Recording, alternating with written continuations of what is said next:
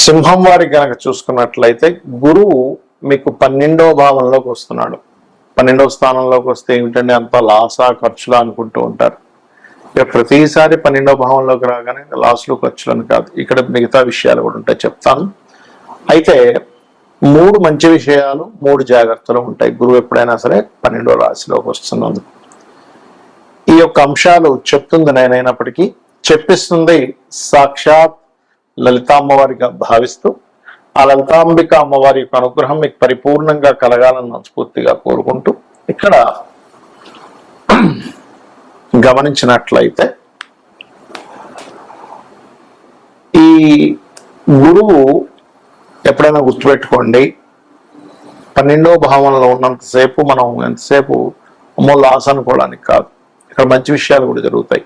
కొన్ని సేవా సంబంధించిన వాటి మూలంగా మీకు పేరు ప్రఖ్యాతలు రావడం, విదేశాలకు వెళ్ళాలని ఎప్పటి నుంచో ప్రయత్నం చేసేటువంటి వారికి విదేశీ యోగాన్ని ఇవ్వడం, మూడోది మీ తండ్రి గారి ఆస్తి సంబంధించిన విషయంలో ఏమైనా డిస్ప్యూట్స్ ఉంటే కొంతవరకు క్లియర్ అవడానికి అది ఆస్కారం ఉంటుంది. అక్కడ మరి జాగ్రత్తలు ఏమిటి? వ్యసనాలు ఎక్కువ అవుతూ ఉంటాయి. ఎందుకు అంటే గురువు చూడ్డానికి గురువు కానీ శనిరాహు ఎనర్జీస్తో గురువు ఉన్నాడు అక్కడ. ఇది చాలా జాగ్రత్త పెట్టుకోవాలి. ఎందుకంటే ఎప్పుడూ గురువు కర్కాటకంలోకి వస్తుంటాడు కదండి ప్రతి 12 సంవత్సరాలకి. మరి ఈసారి ఎందుకు ఎక్కువ వర్షాలు పడుతున్నాయి, పెద్ద పెద్ద మేఘాలు వస్తున్నాయి, సొసైటీలో లోకల్లో ఎందుకు ఇలా జరుగుతుంది అంటే జూపిటర్ ఈజ్ ది కారక, అంటే ఈ సంవత్సరానికి రాజు గురువు కాబట్టి. అందుకని మీకు 12వ భావంలోకి వస్తున్నాడు కాబట్టి, లగ్నంలో కేతు ఉన్నందుకు ఇది కొంచెం ఆరోగ్యమే చూపిస్తుంది. వ్యసనాల వల్ల ఆరోగ్యాన్ని పాడు చేసుకుంటారు సింహం వారు. ఇది చాలా చాలా చాలా కేర్ గా చూసుకోవాల్సినటువంటి అంశం. అది కాకుండా ఇప్పుడు మీకు అష్టమ శని ఒకటి నడుస్తుంది కాబట్టి ఆ వ్యసనాల వల్ల ఆరోగ్యం పాడు చేసుకోవడం వల్ల నిందలు పడడం ఇవి జరుగుతూ ఉంటాయి. ఉద్యోగం విషయంలో మార్పులు కూడా చూపిస్తుంది 12లో గురువు ఉన్నప్పుడు. కాబట్టి ఈ యొక్క విషయాల్లో జాగ్రత్తగా ఉండండి. మీరు చేయవలసినటువంటి దేవత ఆరాధన ఏమిటి చూసుకున్నట్లయితే సుబ్రహ్మణ్యేశ్వర స్వామి యొక్క ఆరాధన, లేదా దక్షిణామూర్తి యొక్క స్తోత్ర పఠనము, కాలభైరవుడి యొక్క స్తోత్రాలు చేయండి. అన్ని విధాల మీకు బాగుంటుంది. గురువు కర్కాటక రాశిలోకి మారుతూ ఈ సంవత్సరం మనకు పోయిన సంవత్సరం అలా అయితే వృషభంలో ఉన్నటువంటి గురువు మిథునంలోకి, మిథునం నుంచి మరలా కర్కాటకంలోకి వెళ్ళి మళ్ళా కర్కాటక నుంచి మిథునంలోకి వచ్చి కూర్చున్నాడు. ఈ సంవత్సరం కూడా 3 రాసులు అంటే మిథునంలో ఉన్న గురువు ఇప్పుడు మనకి కొత్త సంవత్సరాన్ని మిథునంలో ఉన్నాడు. అలాగే కర్కాటకంలోకి వస్తున్నాడు జూన్ 2కి, నవంబర్ 1కి అలాగా సింహంలోకి వెళ్ళి కేతుతో కనెక్ట్ అవుతున్నాడు. దీనివల్ల దేశకాల పరిస్థితుల్లో ఎందుకు ఇంత ఇబ్బంది? ఎందుకంటే గురువు ఉచ్చస్థానంలోకి వెళ్తుంటే ఇబ్బంది ఏంటండి? నేను చాలా రోజుల క్రితం చెప్పాను ఏమండి, గురువు కాదు, గురువు యొక్క స్వరూపం పూర్తిగా పాడైంది అని. అందుకే చూడండి విపరీతమైన ఎండలు, విపరీతమైనటువంటి వర్షాలు, ఒక రకమైనటువంటివి అన్నీ కూడా చెప్పుకున్నాం, మన యూట్యూబ్ ఛానల్లో ఉన్నాయి. అదేదో అంటే విపత్తు వచ్చేస్తుంది అనేటువంటివి మనం వింటూ ఉన్నాం వార్తలు. ఎందుకు కారణం ఏమిటి అంటే సర్పదోషాన్ని ఇన్నర్గా క్రియేట్ అవుతుంది అక్కడ. సర్పదోషం ఎలా క్రియేట్ అవుద్ది? రాహు వల్ల, కేతువు వల్ల.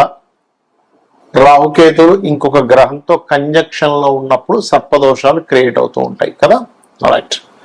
అయితే ఈ కంజంక్షన్ విషయంలో ఇక్కడ ఒక మంచి కంజంక్షన్ కూడా ఉంది, అది కూడా ఏంటో చెప్తాను. ఒకటి, కర్కాటక రాశిలోకి జూపిటర్ ఎంటర్ అవుతున్నందుకు జల ప్రళయాలు,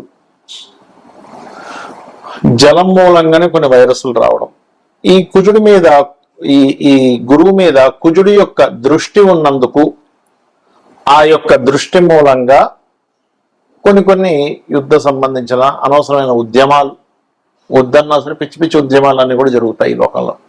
విపరీతమైనటువంటి కొన్ని ఉద్యమాలు జరగనున్నాయి, గుర్తుపెట్టుకోండి. అవి తలా తోకాలైనటువంటి ఉద్యమాలు. అనవసరంగా ఎందుకు చేస్తున్నారు ఇప్పుడు ఈ ఉద్యమం అనుకోవడం. కొన్ని మంచి కూడా జరుగుతున్నాయి, మంచిగా ఉండవని నేను చెప్పట్లే. పాపం వాళ్ళ న్యాయం కోసం పోరాడేవి కూడా ఉంటాయి, అందులో ఉండవని నేను చెప్పట్లేదు. ఎందుకంటే కుజుడు ఓన్ హౌస్ లోకి ఉండి గురువుని చూస్తున్నాడు. కర్కాటక రాశిలో ఉండే గురువు, కర్కాటక రాశిలో ఉండే గురువు అంటే ఏంటి? విద్యార్థులు, విద్యా సంస్థలు, విద్యా సంబంధించిన విద్యార్థులు కొన్ని ఉద్యమాల్లోకి ఎంటర్ అవడం ఇస్తాడు ఇక్కడ. ఎందుకండి ఏం గురువు మంచి ప్లేస్ లో ఉన్నాడు కదా, కుజుడు కూడా ఓన్ హౌస్ చూసుకుంటున్నాడు కదా అంటే, ఇక్కడ మనం అర్థం చేసుకోవాల్సింది గురువు శని రాహు ఎనర్జీస్తో ఉన్నప్పుడు సర్ప దోషాన్ని క్రియేట్ చేస్తూ ఉంటాడు. అందుకే మనకి ఇంకా విపరీతంగా వార్ స్ట్రాటజీస్ ఇంకా పెరగడం జరుగుతూ ఉంటది. అలాగే మరొక విషయం ఏంటంటే ఈ జల ప్రళయాలు అనుకోండి, పశువుల మూలంగా అంటే కొన్ని జంతువుల మూలంగా కూడా వచ్చేటువంటి వైరస్లు అనుకోండి, కుజుడు కొన్ని జంతువులకు కారకుడు కూడా తీసుకుంటాం మనం, కాబట్టి వాటి మూలంగా అవడం అనేటువంటిది జరుగుతూ ఉంటుంది. మరి ఈ యొక్క ప్రభావం ఇలా ఉన్నప్పుడు అందరూ చేయవలసినటువంటి రెమెడీస్ ఏమిటి? ఇక్కడ మీ లగ్నం తెలిసినా, మీ రాశి తెలిసినా తెలియకపోయినా, మీది ఫలానా నక్షత్రము అని చెప్పి మీకు తెలిసినా తెలియకున్నా కూడా మీరు చేయవలసినటువంటి పరిహారాలు ఏమిటి ఇక్కడ అని చెప్పి చూసుకున్నట్లయితే, ప్రధానంగా ఇక్కడ మీరు చండీ, మీ ఇంట్లో మీరు చండీ చేయించుకునే స్తోమత కనుక మీరు కలిగి ఉన్నట్లయితే ఖచ్చితంగా ఇంట్లో చేయించుకోండి. Point number 1. రెండవది ఏమండి, మాకు అంత స్తోమత లేదు, ముందే డబ్బులు లేక మేము విలువెల్లాడిపోతున్నాం, మళ్ళీ ఇప్పుడు ఈ చండీ ఎక్కడ చేయించుకోవాలి, చాలా ఖర్చుతో కూడుకున్నది అంటే సామూహికంగా ఆలయాల్లో చేస్తూ ఉంటారు. మీకు దగ్గరలో ఉండే చాలా తక్కువ ధనానికి చేస్తూ ఉంటారు, ఎందుకంటే సామూహికం కాబట్టి అందరికీ అది షేర్ అవుతుంది కాబట్టి అలా వెళ్ళి చేయించుకోండి. అది కూడా లేదండి చాలా ఇబ్బందుల్లో ఉన్నాను, మీరు డబ్బు ఖర్చు పెట్టకుండా రూపాయి కూడా ఖర్చు లేకుండా ఇంకో 2 ఉపాయాలు ఉన్నాయి. అవేమిటి? చండీ జరుగుతున్నటువంటి ప్రదేశానికి వెళ్ళి కూర్చోండి, శ్రద్ధగా భక్తిగా శ్రద్ధగా అక్కడ కూర్చుంటే చండీ చేయించిన దాంట్లో పావు వంతు అంటే 25% ఫలితం మీకు ఖచ్చితంగా వచ్చి తీరుతుంది. అందులో ఎటువంటి సందేహం కానీ సంకోచంగా లేదు. ఇది శాస్త్రాల్లో చెప్పినటువంటి అంశం నేను చెప్తున్నాను మీకు. అలా కూడా కాదు, నేను ఏదో దుబాయ్లో ఉన్నాను, ఎక్కడో ఉన్నానండి, నా పరిస్థితి ఇలా ఉంది, ఇక్కడెక్కడా కూడా అక్కడ చండీలు అవి ఏం చేయరు. అప్పుడు ఏమిటి? యూట్యూబ్ ఉందిగా, మీరు ఎక్కడున్నా కూడా, మీరు ప్రపంచంలో ఎక్కడున్నా యూట్యూబ్ ఉంది. ఆ యూట్యూబ్లో చండీ పారాయణము అని కొట్టండి, వినండి.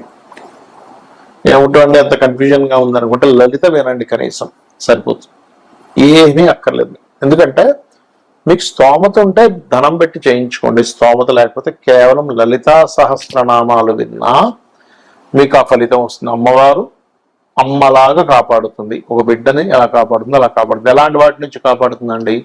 అనవసరమైన విపత్తుల్లో మనం చిక్కుకోకుండా, గోచార గ్రహాల్లో ముఖ్యంగా గురువు కర్కాటకంలోకి అతిచారంలో, ఈ అతిచారం వల్ల ఏమిటంటే మనం లాస్ట్ టైం కూడా చెప్పుకున్నాం, అతిచారానికి ముందే చెప్పాను ఏమంటే గోల్డ్ రేటు సిల్వర్ రేట్ ఎలా పెరుగుతుందో పిచ్చి పిచ్చి పెరుగుతుందని, అలాగే ఇప్పుడు కూడా పెరిగేటువంటి యోగాలు ఇస్తూ ఉంది.